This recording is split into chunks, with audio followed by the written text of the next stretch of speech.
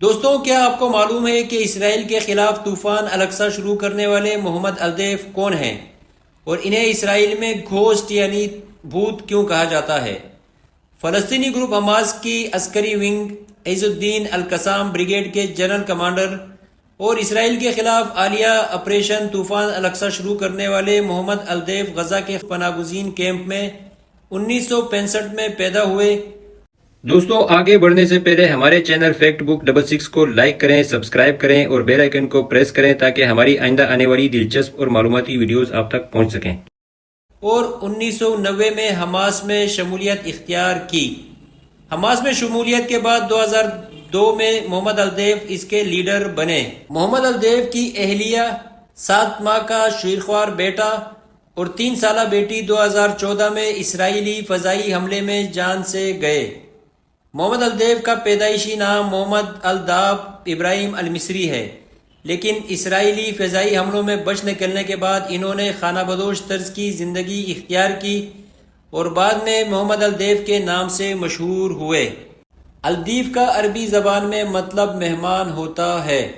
اسرائیلی انہیں بھوت یعنی دی گوسٹ بھی کہتے ہیں کیونکہ ان کی کوئی تازہ تصاویر موجود نہیں ہیں اور ان کے ساتھیوں کے مطابق وہ ایک جگہ پر ایک رات سے زیادہ قیام نہیں کرتے، اور کبھی کبھار ایسا بھی ہوتا ہے کہ وہ ایک ہی رات میں 2 بار یا 3 بار اپنی جگہ تبدیل کر لیتے ہیں۔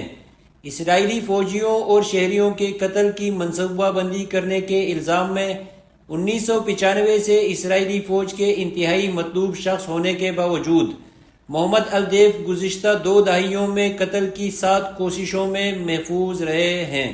یہی وجہ ہے کہ اسرائیل نے انہیں فلسطین کا سب سے مطلوب شخص اور 9 زندگیوں والی بلی قرار دیا ہے، جس کا مطلب یہ ہے کہ وہ ہر قسم کے خطرے میں بچ نکلنے کی بھرپور صلاحیت کے مالک ہیں۔ بلی اور چوہے کے اس طویل کھیل نے اسرائیلی فوج کو مایوس کر دیا ہے۔ محمد الدیف خود پر ہونے والے پہلے قاتلانہ حملے میں ایک آنکھ سے محروم ہو چکے ہیں، جبکہ دوسرے حملے میں انہوں نے اپنا بازو کا ایک حصہ کھو دیا تھا۔ محمد الدیف کے بارے میں بہت کم معلومات ملتی ہیں اور ان کی شخصیت کے گرد اسرار کے تانے بانے بنے ہوئے ہیں۔ وہ خود میڈیا پر ظاہر نہیں ہوتے اور ان کے بیان ترجمانوں کے ذریعے منظر عام پر آتے ہیں۔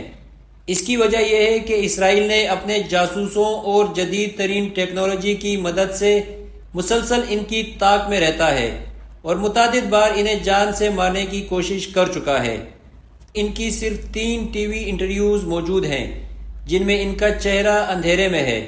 محمد الدیف کی کوئی حالیہ تصویر بھی نہیں ملتی اور ان کی آخری مصدقہ تصویر 1989 کی ہے، جب ان کی عمر صرف 24 برس تھی۔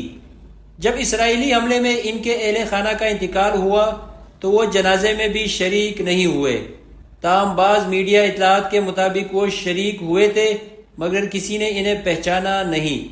فرانس 24 کے مطابق محمد الدیف کے سسر نے بھی اعتراف کیا ہے کہ ان کے اپنے داماد سے صرف ایک بار ملاقات ہوئی تھی جب وہ رشتہ مانگنے ان کے پاس آئے تھے۔ 2002 میں ان کی گاڑی پر اسرائیلی اپاچی ہیلی کاپٹر نے حملہ کیا جس میں ان کے 2 ساتھی مارے گئے، مگر محمد الدیف بچ نکلے۔ فلسطینی ذرائع کے مطابق ان کے سر پر چوٹیں آئی تھیں جس سے ان کی ایک آنکھ ضائع ہو گئی۔